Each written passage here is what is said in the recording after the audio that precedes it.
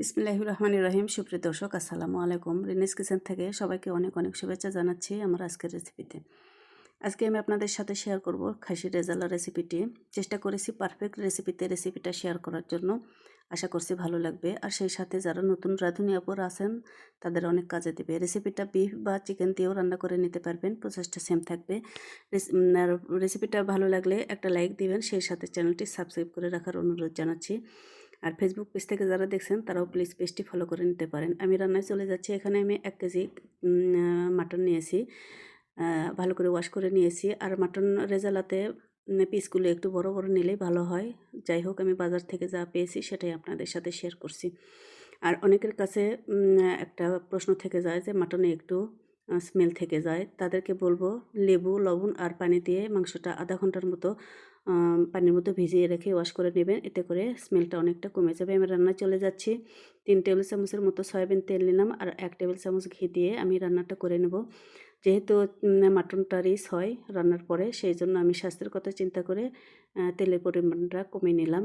গোটা জিরা, গোটা কিছু মশলা আমি ফোড়ন দিচ্ছি। 3টা সাদা এলাচ, 3 টুকরো দারুচিনি, 2টা তেজপাতা মাঝখান থেকে ফেটে নিয়েছি, আর 3-4টা লং, আর 3-4টা কালো সাদা গোলমরিচ নিয়েছি। মশলাটা একটু ভেজে নিলাম, আর দিয়ে দিচ্ছি 1 কাপ পেঁয়াজটা এরকম লোক আসা পর্যন্ত ভেজে নিয়েছি, আর পানি দিয়ে দিলাম বাকি মশলা অ্যাড করার আগে।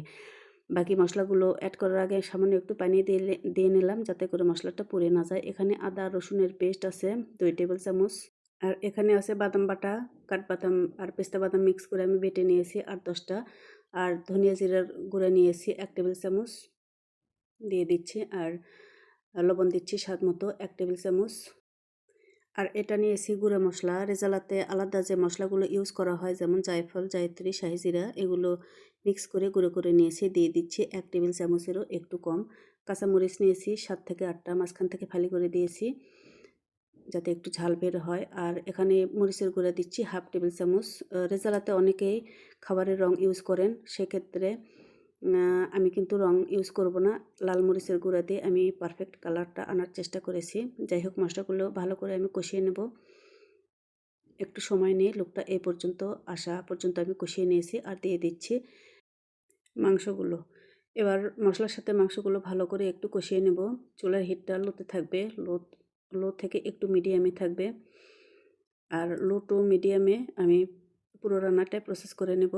ভালো করে মাংসের সাথে মশলাগুলো কষিয়ে নিচ্ছি আবারও। আর এ পর্যায়ে একটু ঢাকনা ইউজ করব, এতে করে কিন্তু অনেকটা পানি বের হয়ে আসে, আর রান্নাটা পারফেক্ট হয় আর কি। আমি আবারও ঢাকনা খুলে একটু কষিয়ে নিচ্ছি। এভাবে ঢাকনা দিয়ে এবং ঢাকনা খুলে আমি বারবার মাংসটা কষিয়ে নেব। এতে করে মাংসটা কিন্তু 40 থেকে 45% সিদ্ধ হয়ে আসবে। আর দেখতে পাচ্ছেন অনেকটা তেল ছেড়েছে। এবারও আমি একটু মিশিয়ে নিচ্ছি। আর এ পর্যায়ে আমি টক দই ইউজ করব, 3 থেকে 4 টেবিল চামচের মতো হবে এখানে। আর দিয়ে দিচ্ছি 1 কাপ গরুর দুধ, আগে থেকে আমি জাল করে নিয়েছি। এই দুধ দিয়ে আমি মাংসটা রান্না করার চেষ্টা করব লো হিটে। মোট কথা, মাংসটা ভালো করে সিদ্ধ করে নিতে হবে। এতে করে যদি কারো পানির প্রয়োজন হয়, গরম পানি অ্যাড করে মাংসটা সিদ্ধ করে নিতে পারবেন।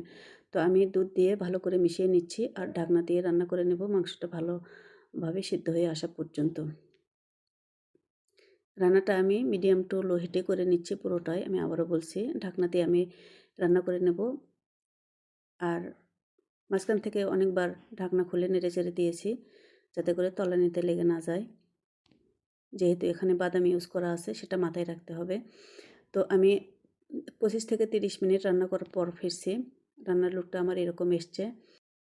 আমি লবণটাও চেক করে নিয়েছি, পারফেক্ট আছে। আর মাংসটা আমার পারফেক্টভাবে সিদ্ধ হয়ে গেছে। আমি দিয়ে দিচ্ছি 1/2 কাপ পেঁয়াজ বেরেস্তা, 15 থেকে 20টি কিশমিশ দিয়ে দিচ্ছি লাস্ট পর্যায়ে। আর 5 থেকে 7টা হবে আলু বোখারা দিয়ে দিচ্ছি।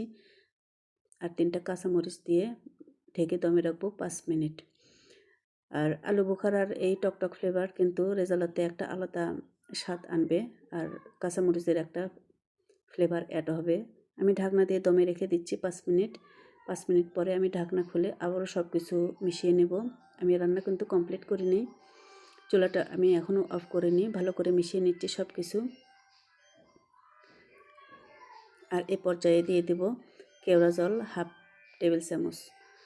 আর কেওড়া জলের ফ্লেভারটা অনেকে পছন্দ করেন না, তারা স্কিপ করতে পারেন। আমি দমে রাখার পরে মাংসগুলো রান্নাটা আমি পরিবেশনের জন্য তুলে নিচ্ছি। দর্শক দেখতে পাচ্ছেন লোকটা কিন্তু মাশাআল্লাহ এসছে, খেতেও কিন্তু অনেক মজা হয়েছিল। আশা করছি রেসিপিটা ভালো লাগবে, আর একবার রেসিপিতে ট্রাই করবেন আমার এই রেসিপিতে, আশা করছি ভালো লাগবে।